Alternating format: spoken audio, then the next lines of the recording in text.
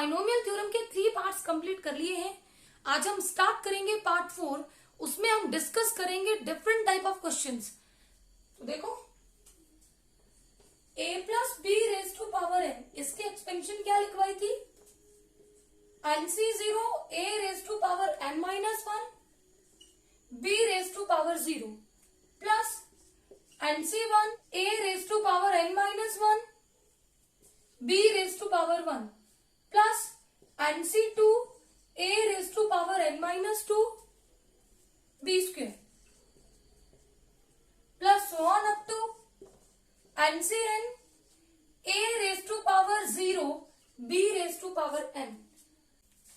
देखो अगर इस रिजल्ट में मैं a is equal to 1 put करूं and b is equal to 1 put करूं, देखो क्या बनेगा? 1 plus 1 raise to power n is equal to NC0 a raise to power a कितना है? 1 raise to power n minus 1 b raise to power 0, ये भी 1 plus NC1 a और b की वैल्यू 1 पुट करेंगे, NC1 ही रहेगा plus NC2 plus so on up to NCn। अब इसका रिजल्ट कितना हो गया?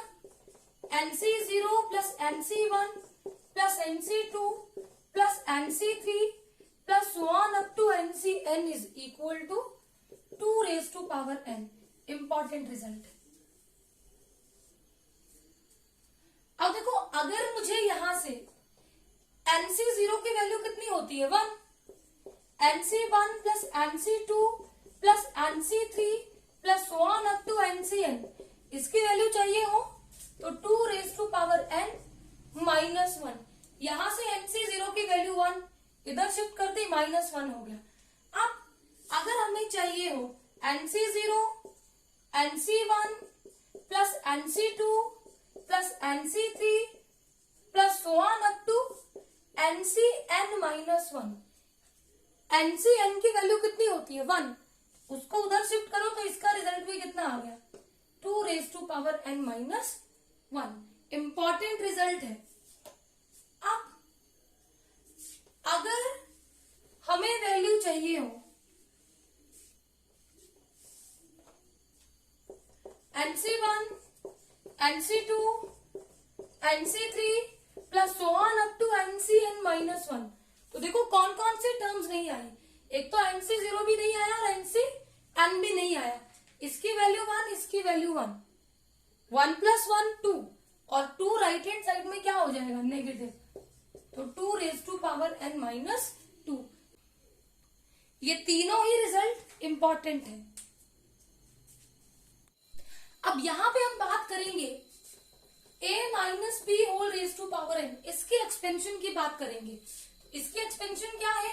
NC0 a raise to power n b raise to power 0 minus NC1 a raise to power n minus 1 b raise to power 1 plus NC2 a raise to power n minus 2 b square minus NC3 a raise to power n minus 3 b raise to power 3 plus so on up to minus 1 raise to power n NCn a raise to power 0 b raise to power n। अब अगर इस result में put a is equal to 1 and b is equal to 1, तो देखो क्या मिलेगा? 1 minus 1 raise to power n is equal to NC0 a की power 1 की पावर n 1 की पावर 0 1, क्योंकि a एंड b दोनों ही 1 1 है। NC1 NC2 NC3 plus so on up to minus 1 raise to power n NCn। 1 minus 1 0, 0 raise to power n कितना होता है? 0, तो NC0 minus NC1 plus NC2 minus NC3 plus so on up to minus 1 raise to power n NCn, इसकी वैल्यू हमें कितनी मिल गई? 0। ये भी इंपॉर्टेंट रिजल्ट है। अगर आपको याद हो तो मैंने आपको रिजल्ट लिखवाया था NC0 plus NC2 plus NC4 plus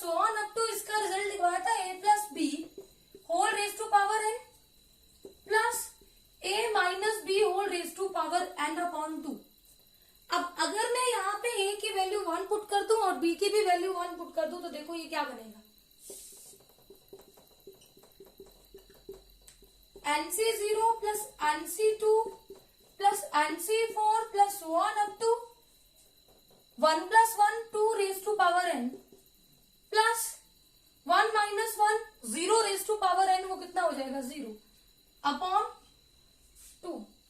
यहां से इस 2 को न्यूमरेटर में शिफ्ट करो, पावर का साइन नेगेटिव, प्रोडक्ट में बेस सेम पावर ऐड तो 2 raise to power n minus 1। Important result है NC0 plus NC2 plus NC4 plus 1 up to, इसकी वैल्यू होती है 2 raise to power n minus 1।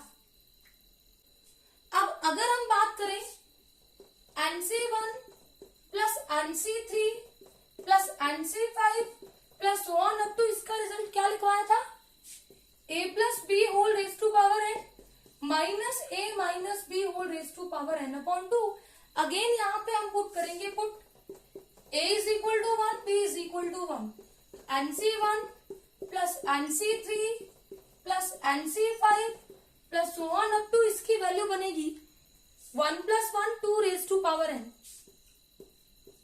1 minus 1 0 0 raise to power n 0, तो ऊपर यही रहेगा 2 raise to power n upon 2। अब इसको न्यूमरेटर में शिफ्ट करो तो पावर का साइन नेगेटिव, प्रोडक्ट में base same power add 2 raise to power n minus 1, तो यहां से NC1 plus NC3 plus NC5 plus 1 up to, इसकी वैल्यू भी कितनी मिल गई 2 raise to power n minus 1। ये भी इंपॉर्टेंट रिजल्ट है। अब हम इन पे बेस्ड क्वेश्चन करेंगे, तो क्वेश्चन नंबर 10 है 10C0 minus 10C1 plus 10C2 minus 10C3 plus 10C4 minus 10C5 plus so on up to 10C10 is equal to, option A is 2 raised to power 9, option B is 2 raised to power 10, option C is 0 and option D is 1।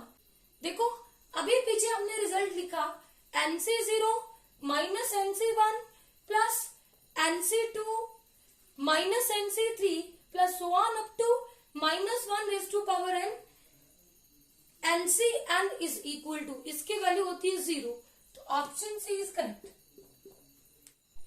Question number 11 है 10C1 plus 10C2 plus 10C3 plus 1 up to plus 10C10 is equal to, option A is 1024, option B is 1023, option C is 1025 and option D is 512।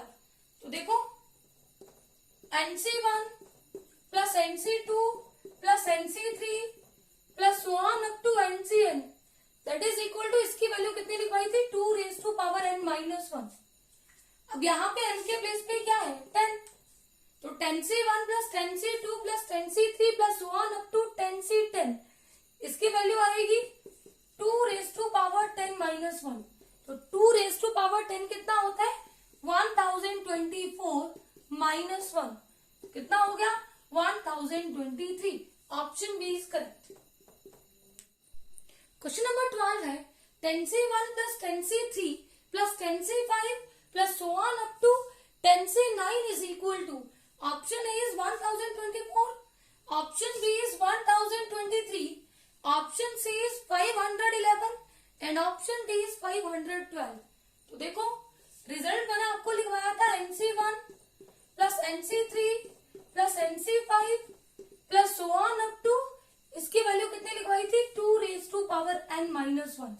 अब n के place पे देखो यहाँ question में पूछा है 10, अब 10 के प्लेस पे कुछ भी पूछ सकते हैं 11 12 13 14 कुछ भी, यहाँ पे n इज इक्वल टू 10 है, तो 10C1 plus 10C3 plus 10C5 plus 1 up to is equal to 2 raised to power 10 minus 1, 2 raised to power 9 that is equal to 512।